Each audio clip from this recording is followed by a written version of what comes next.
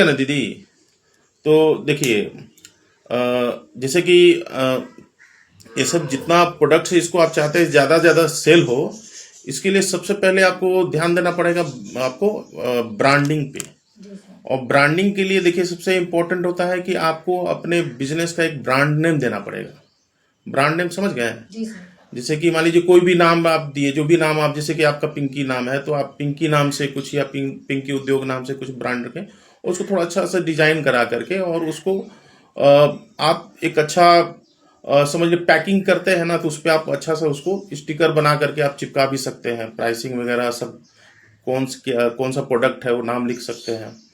और इसके अलावा जो है कि जैसे कि जो भी प्रोडक्ट्स आप बना रहे हैं ना, तो उसका कॉस्टिंग निकालना बहुत इंपॉर्टेंट होता है।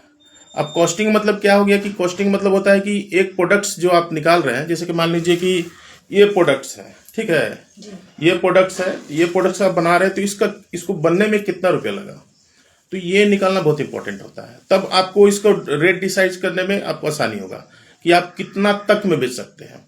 तो इसके लिए आपको ये इसमें जितना भी सामान जैसे खर्च होता है, क्या क्या सामान इसमें, जैसे ये बनाने में आपको कितना क्या क्या सामान, मतलब क्या क्या खर्च हुआ, क्या क्या लगा, क्या क्या मटेरियल लगा, ठीक है। इसमें ऊपर का जो कपड़ा है वो लगा है, अस्तर लगता है, फॉर्म लगता है, चैन लगता है, धागा, ठीक है। और तो मान लीजिए कि आप एक बार में कितना, मतलब कितना क्वांटिटी का कितना पीस बनाने के लिए मटेरियल आते हैं, मान लीजिए मिनिमम मान के चलिए 6 पीस मान के चलते हैं कि 6 पीस आप लेने के लिए मटेरियल, उसमें मान लीजिए मटेरियल टोटल लेने में, मान लीजिए 6 पीस बनाने के लिए जो मटेरियल ले रहे हैं उस कितना रुपया खर्च आता होगा मिनिमम, मतलब मान के चलिए कि 400-500 रुपया है ना। तो मान लीजिए फिर उसको क्या कीजिए कि आप 6 से डिवाइड जब कीजिएगा तो आपको एक कप निकल जाएगा पीस का, कितना आपको कॉस्टिंग पड़ा। इसके अलावा मान लीजिए कि आप घर में इसको या दुकान में जो भी आप बना रहे हैं वहाँ बिजली खर्च हो रहा है, या अगर इसके अलावा जो ट्रांसपोर्टिंग कॉस्ट है, लेबर कॉस्ट है, यानी कि आप खुद भी मेहनत कर रहे हैं या किसी और से मेहनत करा रहे हैं, तो सारा चीज एक एक मटेरियल पे आप उसको कॉस्टिंग लगा करके फिर उसका एक फाइनल रेट आप डिसाइड कर लीजिए कि इसका कितना तक में बन गया।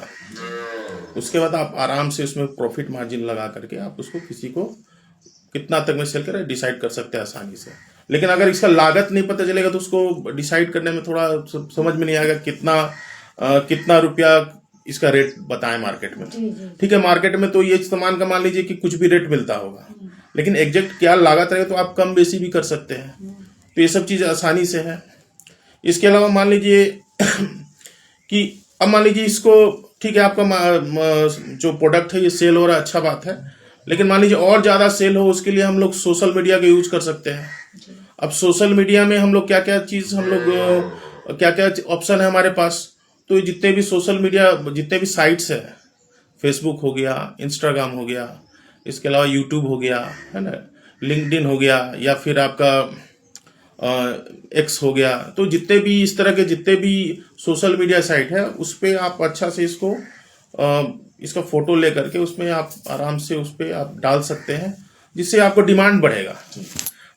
ये तो आपको सोशल मीडिया होगा। लेकिन ग्राउंड लेवल पे आप इसको करने के लिए क्या कीजिएगा, ग्राउंड लेवल पे करने के लिए आपको अपने आसपास से या पूरे डिस्ट्रिक्ट को पकड़ना होगा कि वहां पर आपका सामान सेल हो।